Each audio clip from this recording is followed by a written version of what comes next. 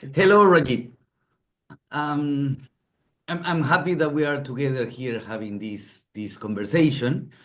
And my name is Luis Ore. I'm with Rajiv Vaid Basaiawmoit, who's an expert, and he will introduce himself uh, briefly. But I will just want to give a brief introduction. So what we are going to be talking about here.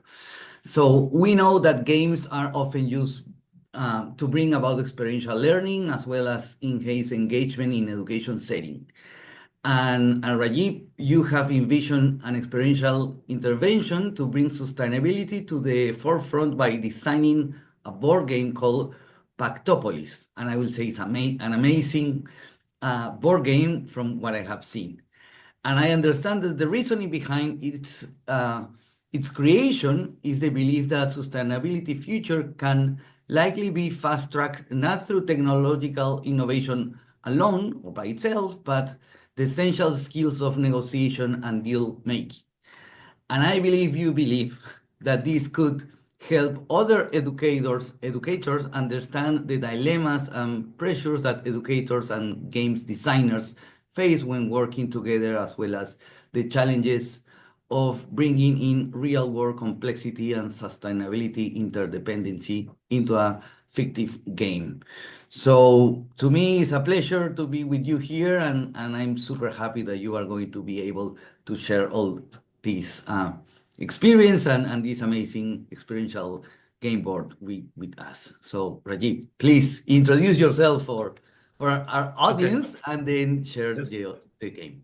Yeah. Well, thank you very much for the introduction, Luis. That's very kind of you, and it's a very nice chance encounter that we met. Before I share my slides, I just do a very quick introduction. So my name is Dr. Rajiv Basaiawmoit. I'm originally from India, but have been living in Denmark over the last 10, sort of 15 years. And the idea for me to have done this is sort of, I mean, I've been working in entrepreneurship education for over a decade, and and I have a background, a PhD in biophysics and a business degree in sustainability. So it was a specific MBA in sustainability that I did, and then I worked in sustainable innovation for a while. I was in open innovation and trying to get sustainability sort of as a sort of theme across a lot of companies that I worked with. And then after that, in the business school, I entered some research into organizational psychology and consumer behavior, and also let's say marketing. So those were some areas that I touched upon. And then I moved to the Center for Entrepreneurship at Aarhus University. So Aarhus University is, I would say, a second largest university in Denmark, and it's also one of the oldest, and a proper traditional university with over 40,000 students, and all different faculties. And the Center for Entrepreneurship was situated at the humanities faculty, and which meant that I got a very humanistic experience of entrepreneurship, and which for me was very interesting, and that gave me an interest into the world also of social entrepreneurship. I also worked in social entrepreneurship for a while, and also understand the philosophy of science, and also why we think the way we think, and entrepreneurial thinking from that perspective. And then since 2016, I moved back to the science faculty, the natural science faculty where I normally came from, and started working there as the head of SciTech Innovation Entrepreneurship, and then I've been designing entrepreneurship programs since. So both teaching, research, and designing entrepreneurship education programs. So that's, let's say, my former role. And then alongside, I have a game design studio, which essentially was an accidental creation because in 2013 or 14 already, when I was working with entrepreneurship education, I wanted to make entrepreneurship education more experiential. And in that journey, we realized that it's interesting to use games, and I started bringing in games. But the idea was I was just creating a game for myself to solve my problem in my own classroom. That was the main goal. But Wow. as it always happens, other teachers liked the solution that I had and asked me, can we get a hold of this game? And then I realized that, oh, it looks like I'm on my own entrepreneurial pathway. And I said the only way I can deliver the games to other educators is to create a game studio. And then we started becoming a game publisher. So our company is now called Biosymphonics Edu Games, and we publish games. And Pactopolis, which is the game I'm going to be talking about, is the 6th game we have in our library right now. Awesome. So in 2013 or 14, when we started, it was with this game called E-Ship Navigating Uncertainty, and that's our flagship game that we released in the market in 2016 as the first edition, and 2018 as the more, let's say, a more market commercial edition. Right. And that game has done really well. It's present right now in over 25 plus countries across 80 institutions that people are using the entrepreneurship game, and with the focus on uncertainty and entrepreneurship. So that just gives you an idea of both my university role and my sort of, entrepreneurship role as well that I do. So I think I'm one of those few educators or academic entrepreneurs that practice what he preaches, I would say. Yes, that's great. That's wonderful. Thank you for sharing that. So, yeah. Okay. So with that, I think I will share my slides. So Pactopolis is actually an interesting game that basically is a result of a collaboration that we have had, and I'm going to highlight the importance of collaboration in this presentation, because I think that's the way how we sort of build a lot of games as well. So just putting up my slides.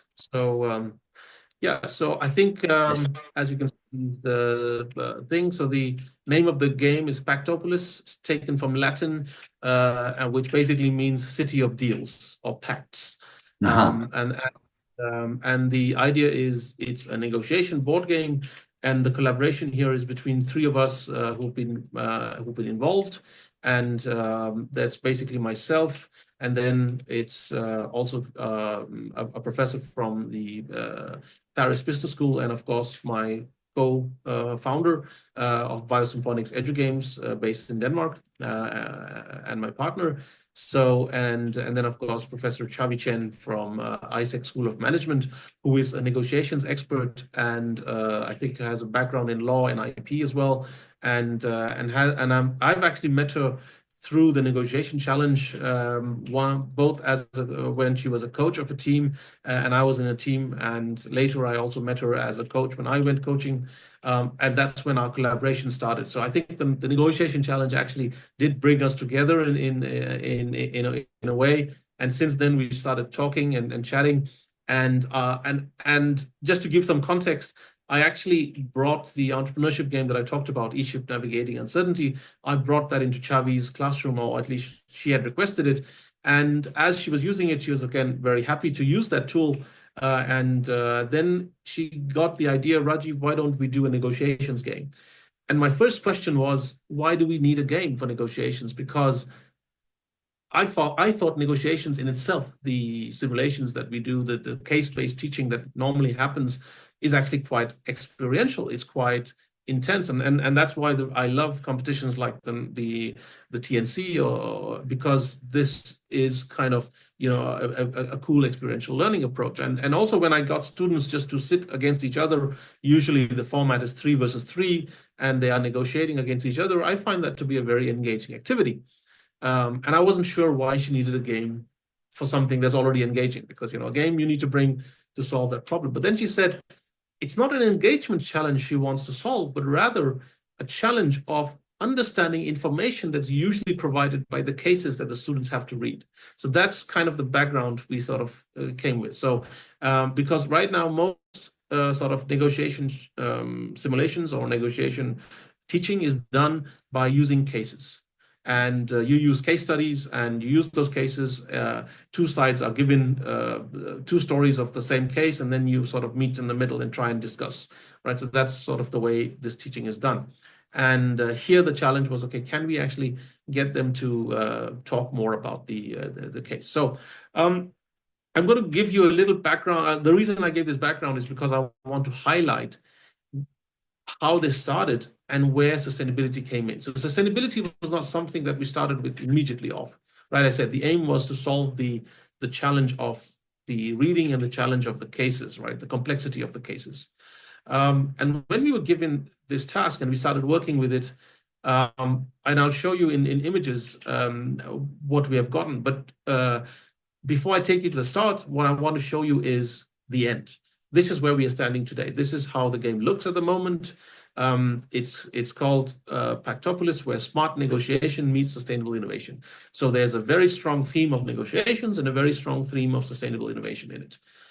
It's a 4-player game. That's why we depict it by 4 hands, trying to sort of have a deal. And all the sustainable innovation that needs to happen is represented here with the kind of background sort of images that you see on the hands, right? So that's kind of our depiction of the artwork. And talking about the cases, as we said, usually what happens in cases was that you have this kind of very standard sort of negotiations teaching, which talks about distributive negotiations and integrative negotiations. Now, I think, at least for audiences that know, distributive tends to be very sort of, I win, you lose kind of situation, whereas integrative negotiations is more about win-win and, combining interests of multiple stakeholders together. So, and usually this is how you do it with the cases. And as you can see in this table here, you have basically the focus is on positions in distributive, and it's on interest and integrative. The information that you normally have, information sharing tends to be low and high in integrative, and the duration of relationships is again short-term versus long-term and integrative, right? So that's usually what we teach also in negotiations classes, and it's something that I've experienced myself.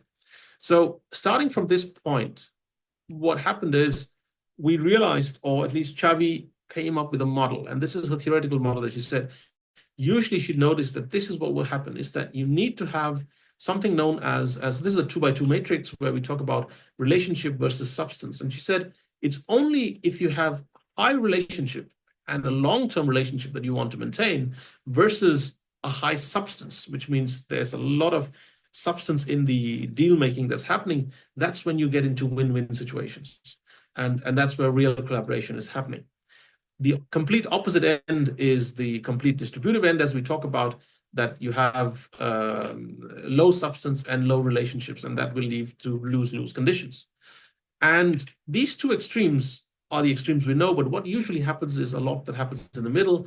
And even before I talk about the middle, if you look at the 2 other quadrants, you have the accommodating, which is, again, you could be sort of high in relationship but low in substance, and that means you are tending to be a more accommodating type of negotiation.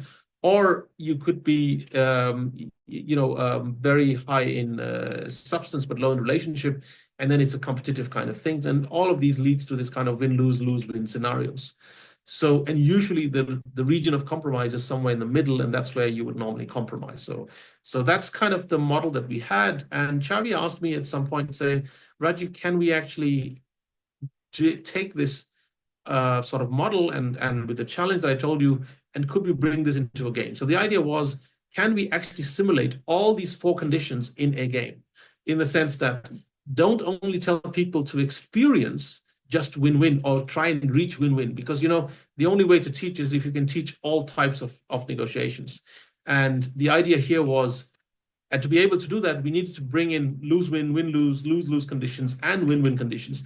And that was, of course, both an interesting, but I would also say a very challenging task, because usually cases are usually set on meeting one or the other, or maybe 2, but simulating all 4 can be quite a challenging task. But we got around to it, and the first iteration of the game was on 23rd November. Here you can see we are playtesting a game with 4 students, and Xavi here together with me in Aarhus in Denmark. And Taru is the one taking the picture. And what you can see is this is our first prototype. Now, in this prototype, what you basically have 4 player colors. You basically have regions that you want to sort of fix and find. And what happened is this kind of was the idea is you just need to build your own area and expand your area and see how that kind of works. And when we started working with that, we later on also added sort of other elements, like adding a little bit of, let's say, a water body, which is just in blue here, or a green park, or a red sort of, construction area or something like that. This was just a rough idea that we just had, and we just put it there. And we tried the game. The game was fun, and you can see it from the students' faces. They're not just smiling for the camera, they really had fun. And they actually told me that this was a cool game to play, but it was a very distributive game in the sense that it went completely to the distributive side. And the reason for that we found was there was only one currency in the game, and that was money. And the only way you could win the game is having the most money. So, and with money being the target, this is what sort of happened. And this was an interesting sort of feedback we realized, and we said, or Xavi's first note was, this is a good game, it's engaging, but it's too distributive. We need to move away from distributive. So we sat down into the table and said, how can we bring in more integration? And then we realized for bringing in integration, you need to bring in another thing. And at that time, that's when sort of my sustainability sort of background kicked in. And I said, I think we need to bring in sustainability here, because sustainability is something we all can focus on and start to sort of bring that into more focus. So as you can see, the blue water, that space that we have here, we've kind of now built it into this kind of rough map. And again, this is just rough paperwork that we are doing, cutting with pieces of paper and just playtesting ourselves at home. And when we tried this, we realized we were onto something, because something here clicked that worked quite well, because suddenly we had another party in the game that wasn't there before, and that was the environment. Now, usually when you have negotiations, you are always taking the case of one party and the other party, and the environment is just something that we say, okay, one should think about it, or if at all, but it's never into focus. And we said, okay, now we can actually bring it into focus by having this kind of sort of setting. And then we said, what we can do is we can also allow the environment to have some conditions. So that's another thing. So there's no one that plays the environment. The environment is as it is. You just have to work around the limitations that the environment sets for you. So that was how the environment came in. And then we wanted to bring in sustainable development. So this iteration, and then you can see this road going through is a very middle-aged looking road. And, that was just us trying to sort of, have a much more older theme. And then over time, we went a bit more modern. Then almost sometime later, we have started doing more iterations. And then we started thinking about proper construction buildings. It wasn't just about area control that we first started with. We actually wanted, because area control would just be a very different type of game, because then you just control a particular area and then you say, that's how I'm winning. And grabbing that area might give you, a bit more, let's say, money or income. And then that might even trigger a bit more monopoly vibes. And we definitely didn't want this to be a monopoly game. So we went with the idea that let's actually give people stuff to do.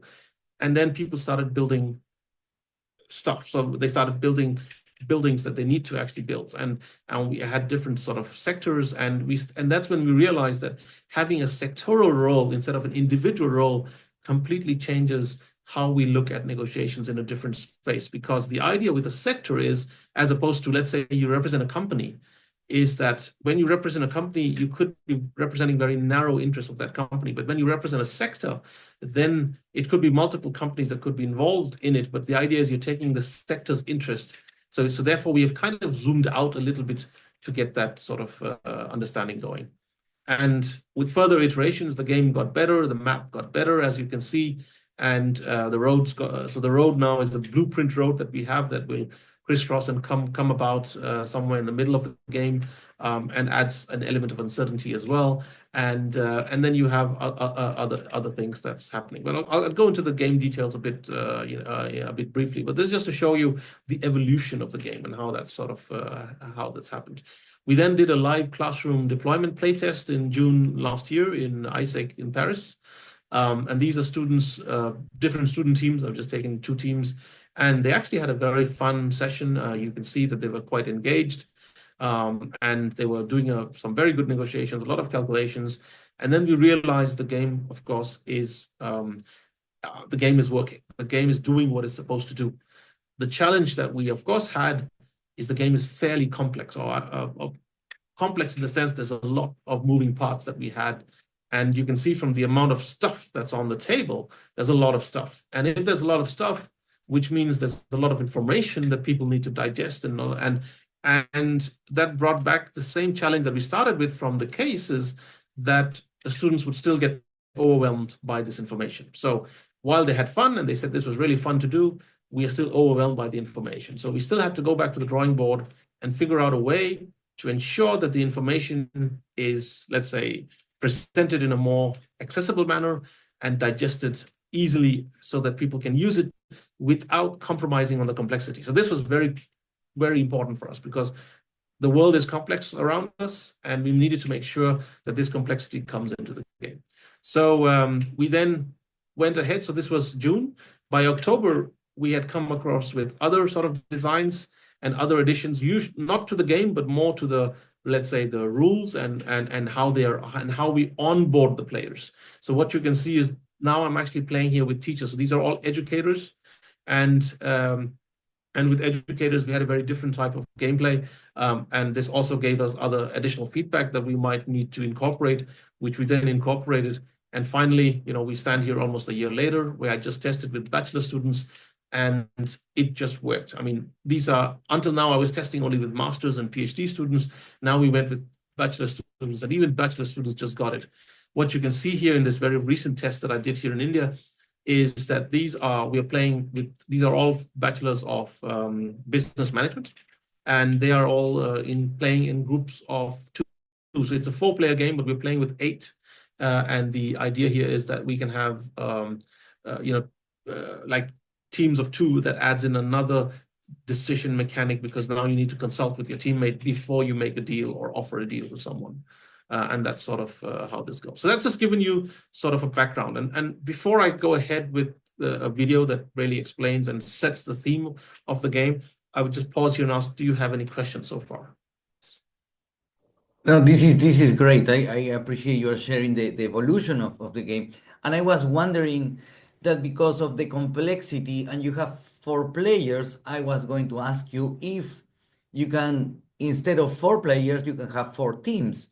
And if there's a team with 2 people or 3 people, it's maybe easier to manage the complexity of the information because everyone has a specific role. That's Yes, great. exactly. So that is true. And that's why we tested this setting with 8 as well. So you can, of course, enlarge this. What will happen in this case is that the negotiation time will, of course, increase. And it is already a long game at the moment. As you can see, it's a physical game, but it's a 4-hour long game at the moment. But that being said, it's a game that still attracts people in the sense that these students who played the entire session, we didn't play the entire session because I think they had a class limit at the end where they had to move. But in the 3 hours that we played, they got almost up till more than half of the game, and they understood what they had to do, and they really wanted to continue playing. So the engagement level was very high. As you can see, there are no mobile phones on the table. They're not really using mobile phones, even though it's open. So the engagement level for a physical game is working. And I think if you were to add teams, maybe this might increase a little bit longer the gameplay. But maybe as a workshop setting, it wouldn't matter. Because in the workshop, you dedicate time. Right, I was going to say that because I have experience with games that take longer, more time, and I think that 3-4 hours is longer than normal, the 1 hour 2 hour game, but it's great. It's great. Yeah. Please continue. And the reason we have the length of the game this long is because of the model that I showed you. So in the model where we discuss relationship versus substance, so the substance is what you see on the board and all the information. That's where we bring the substance. But how do we simulate the relationship? We can only simulate the relationship if we have multiple rounds. Because if you have multiple rounds, then you can make promises, and promises need to be honored or promises need to be kept, and you can check that in another round. And that is why we have to have multiple rounds in the game. So that, I hope, explains that, how we have come on that. So, okay, I will now set, this is the setting we normally start with. So, and why we have gone for with higher sustainability as an agenda. So we're going to play this video, and this is a video we usually show before the game starts to basically set the context and make sure where we are coming from. Let me know if you can hear the sound. Otherwise, or please increase the volume at your end if needed. Over the last century, natural areas have dramatically declined. Lush forests have given way to agricultural or urban developments. Built-up land, roads, mineral exploitation and cultivated fields have surged. Huge areas of lakes, wetlands, and fjords have been drained for development. Small farms are disappearing, replaced by larger ones. Intensified farming has removed field tracks, hedgerows, and small biotopes, reshaping rural landscapes. Once covering 60% of the landscape, open habitats like meadows, dunes, and marshes now make up only 10%. Many small lakes and streams have also vanished. Even the larger lakes are shrinking or drying out slowly but surely. The natural landscape is changing fast, with vital ecosystems at risk. The challenge we face in front of us is sustainable development. Development is vital, but it cannot come at the cost of the environment. The government has designated a specific land area for growth. And they invite you, the leaders from 4 major sectors, real estate, clean energy, manufacturing, and sustainable agriculture, to take on this challenge and work together as much as possible. Your mission? Use the terrain to your advantage. Minimize environmental impact. Make sure you grow sustainably and establish yourself strongly before you can offer help to others. Collaborate and negotiate smartly to ensure everyone, including the environment, wins. Can you strike the perfect balance? Will you just win or win smart? Welcome to the world of Pactopolis, the city of deals.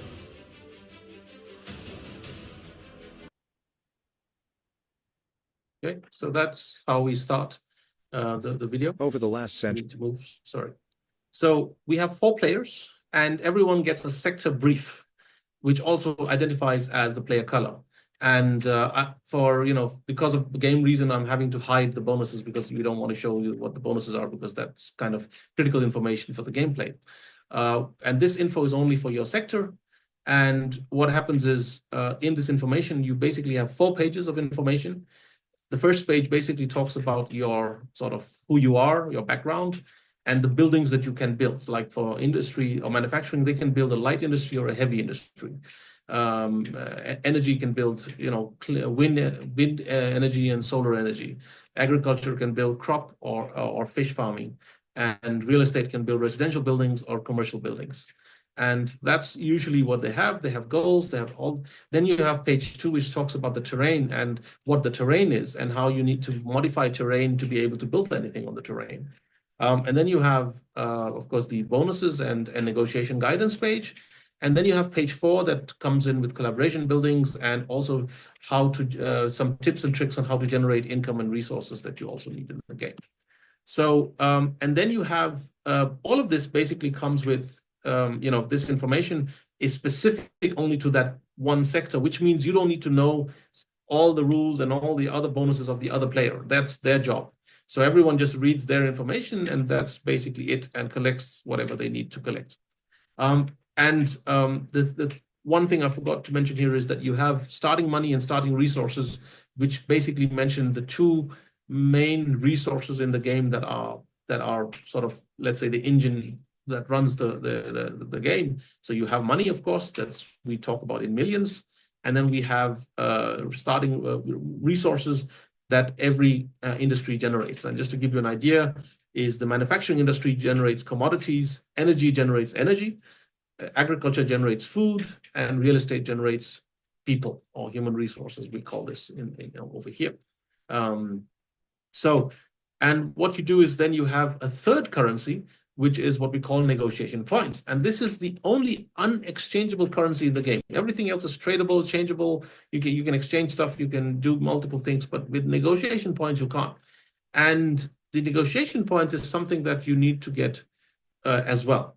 So, and we have done it in terms of it's a way of monitoring and keeping a judge in the table without having a judge. That's the idea, at least. So if they follow it, then each plot that you got with negotiations, you get the player who gets the plot gets 2 negotiation points, and the player who gives up a plot gets 1 negotiation point. Simple swaps or exchange of plots is not eligible.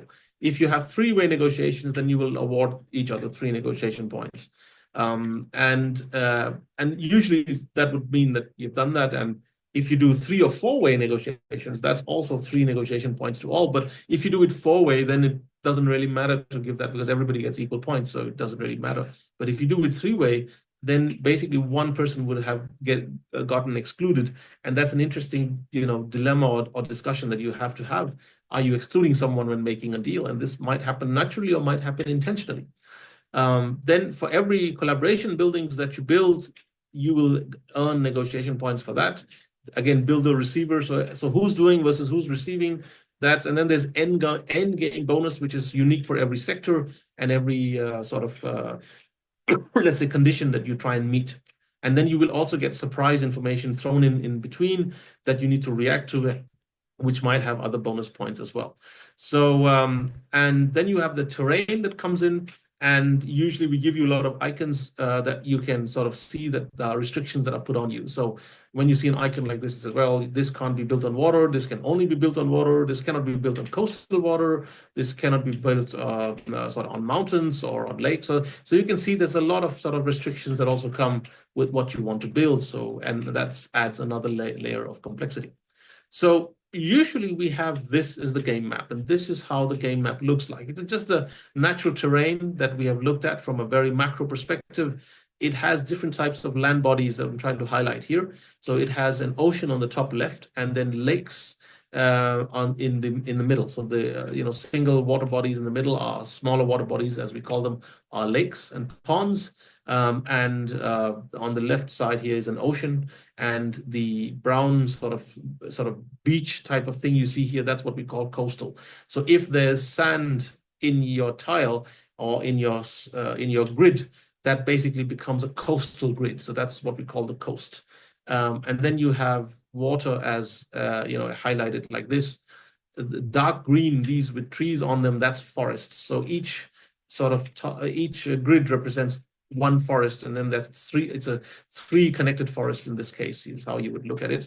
Then you have plain grasslands, and then you have mountains, and then you have hills, and then you also have marshes that are also natural sort of habitats. So we have taken all these natural habitats and said, this is the natural habitat that you have been provided. Can you grow in the most sustainable way possible? Now, how do we try to ensure that? So we do realize that economic growth does not happen without some impact on the environment. The aim here is, of course, how to minimize that impact. So we have things like forests, and forests can be cut if you need to grow in that area, but maybe you can replant a forest, and there's a replant forest sort of option and stuff like that. So the idea is that the natural terrain has some cost to it, and you need to sort of try and sort of benefit the environment as well in some way, as well as benefiting yourself. The grids in red with the red flowers, these are what we call meadows in the game, and that has, some people have different benefits if they can actually encourage meadows, because as we know, meadows is a very key element for encouraging biodiversity.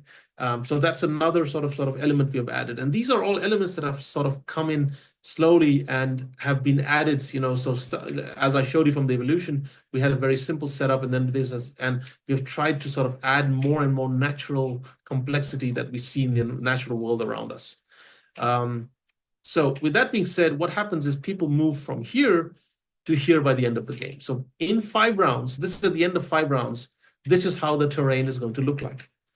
And the terrain has a lot of development now. So there's, and of course, you could say that the road that is one of the most eye-catching elements here, that's essentially a blueprint of a road, which is why it looks like that. So this is a blueprint that the government has. And the idea of the road is that it has minimal impact because it will try and avoid sort of cutting forests or going through that. Like the idea is it'll just build over a forest, and so on that way. So we have those elements, but those are details that we don't go into depth, because the road is not something you control, but something the government does.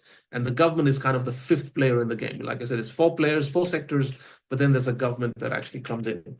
And what happens is you have these, everyone building the buildings, and as you will see, a lot of the buildings are actually in conjunctions, which means that there's 2 or 3 together. And there's a reason for that, because that's what we call sectoral growth. And you need to have that growth together. So if you have 4 buildings together, you basically have a very huge boost in your income, as opposed to having only one. So so that's kind of the aim for that. And then at the end of the game, we also count the total forest cover that is still left or remaining at the end of the at the end of the game. So that's kind of, so you could count the total forest cover, total water cover, and all the other things that one could have done to sort of get an idea of the sustainability sort of agenda that you have managed to achieve.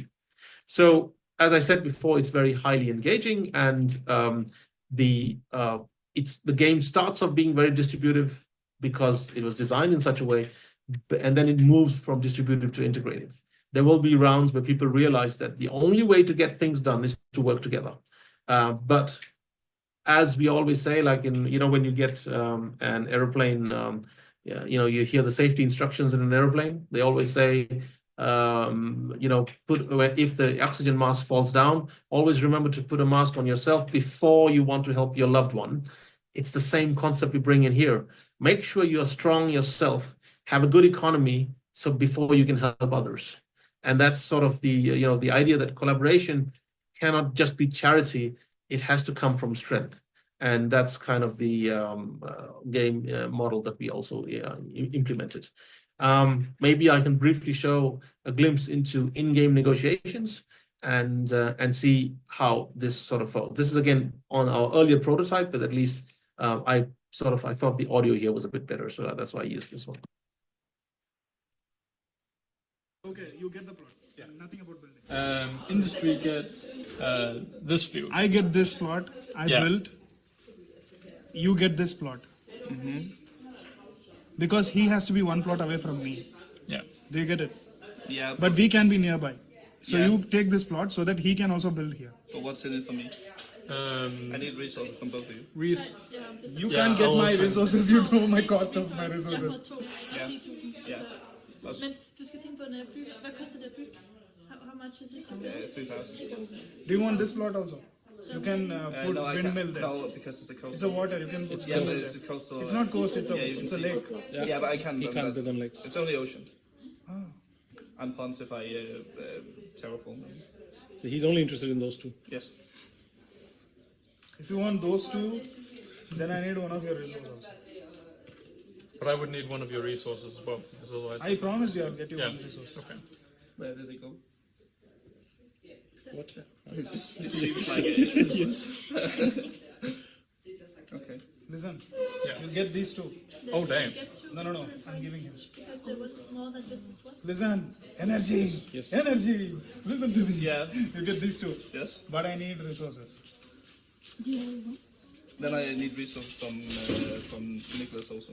Okay, so But It's a 3-way deal. yeah, so industry you get that one, Yeah. energy you get this one, and this one. yeah, and Then I need resource each round because you're getting a bonus there.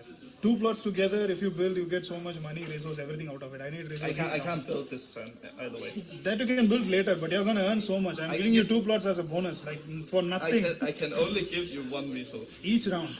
each round. Yeah, each One round. this Just turn. 1 resource because you're gonna earn. Not each round, but this and next one.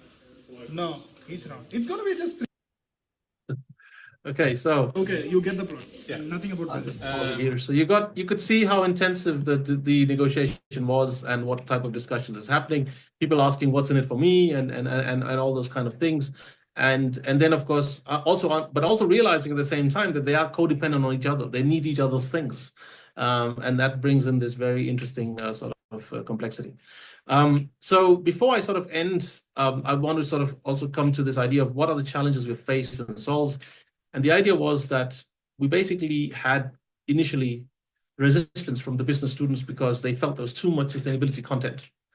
And then we had disappointment from science students, or the environment students especially, who study environments, because they thought there was too less sustainability.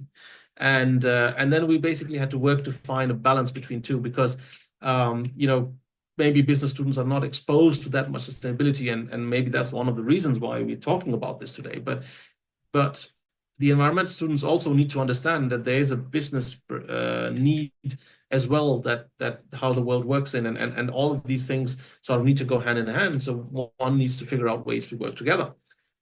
The same I found with, if I went to the teacher side and we talked to sustainability professors, they thought there was not enough complexity in the game. They needed more. And when I talk complexity, I mean, we already have, I think, quite a bit of complexity, because we have forests, we have lakes, we have marshes, we have, and all of these, you have meadows, and all of these things have different biodiversity requirements, and all of these things, and how do you protect the forest and all of those things. But then they said, what about soil? There's soil, there's moisture of a soil. Then you could do coast. What about desert areas that have their own sort of need, and wind corridors, and all of the kind of stuff. So which again would even add more complexity, but I think that's where we have scaled down to what we think is reasonable to get the idea of, because the aim here is to teach the concept, not to solve a global problem that we have. And with business school professors, there was the other end. Too much complexity. Their brain basically blew off the first time we sat with them, and they were like, this is just too much. We can't handle this. And I also realized, if it becomes that complex, then you basically are going to have the challenge that you will not have them at the table, and you need to have people on the table. So that's why we need to have this balance. And the idea is not, again, like I said, we're not dumbing down. We're just removing enough elements so that you can take decisions with kind of a limited number of parameters that you have, but realizing that these parameters there's more in the real world and more will come. But if you can manage this, I think then we can increase the complexity, and we are actually intending to build, with all the discussions we've had, actually meet all the requirements that everybody else has said. And because we have a design that's easily tweakable, we can tweak it and make it more complex. We can tweak it and make it more simple. So it allows us to do that in a very easy way with the design decision that we have gone for, which means that we would be able to satisfy everyone's needs if need be. But also the idea being that let's start with simple, and then play this game multiple times so that you can actually increase the complexity, and then see how well you handle as things get more and more complex. So that's sort of the other idea as well. Like I said also earlier, we had this distributive tendencies higher than integrative, which we also solved with the game design. And we've also really solved the problem of reading, processing information by also introducing information at the right time, not providing all the information from the start. Everything comes in a layered way. And that's something that I can cover if we also have that at the end. There's also some research questions that I think we could cover if people are interested to do research with us. It's about, we're already working on one side, but there's other collaborative opportunities in research here. If you can map changes from distributive to integrative, are there switches? Are there other things? Resource crunch triggers, we haven't actually added that in the game. I mean, there is some natural resource crunch, but what if you added others? And what is the first instinct you see of the negotiating parties? And then, of course, mapping progress of the negotiations on every round is something that we are working on. And then also mapping endgame scores with maybe negotiation styles and also comparative scores to see if sector growth over individual wins and environment saved while balancing growth expansion needs, so stuff like that. And also policy triggers and their influence, because we have a government action card, which could act as policy simulation training to see consequences of policy into real human behavior even before the policy is enacted. So it's a very interesting way to actually think about policy training. And this is not just something that I said. The reason I've added this is when I showed this game to someone from the WHO, they actually realized that this could be used even for policy makers to basically train how policies should be designed. So that the acts that, because policy making is also an art in itself. And need to stop the sharing here. I hope that's given you a good idea of the game and how it works. Yes. And yeah, so open to questions. This is great. I mean, yeah. That's amazing. And I foreseen all the benefits and the engaging that you can get students, not only university students or kids from high school, but also executive playing around this to learn. Now I have my first question is, how do you do the debrief afterwards? So you play the game, And how do you talk about the game and what they experience, what they learn, what they think they Yeah, did well? so we copy again from the playbook of reflection. So post-game debriefs are very important for us. Because that's also where you decode a lot of stuff that's happened, and basically the facilitator can move around, take notes, observe stuff that's happening, and bring it together. One thing that we have done in both classroom settings and workshop settings is you can actually compare scores of different teams. And that already we found out actually is very indicative of the style of negotiations that's happened in the table. So the more distributive tables, who basically are not able to move from distributive to integrative that much, or are more win-lose, will tend to have lower scores in general. Yeah. If you have purely, let's say, the other end of that is if you have too much altruistic behavior, that also has its own challenges, because then you will end up sacrificing a lot, and you'll end up in the accommodating space in our model, where you have accommodated more than you could give. So basically, you've given more than you could afford to give. Right. And when that happens, those scores will also drop.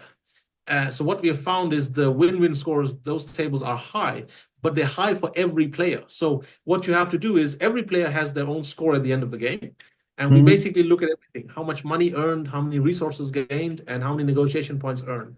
And then we put that all together, and we have a different sort of scoring table for everything. And we say, okay, the person with the most money, maybe you have done a good job economically, but there's other things that haven't really happened that could have happened. The person with the most, let's say, forest protected and all of that, you have been a great eco warrior, but you have missed out on a lot of other opportunities that you could not have. So there's stuff like that.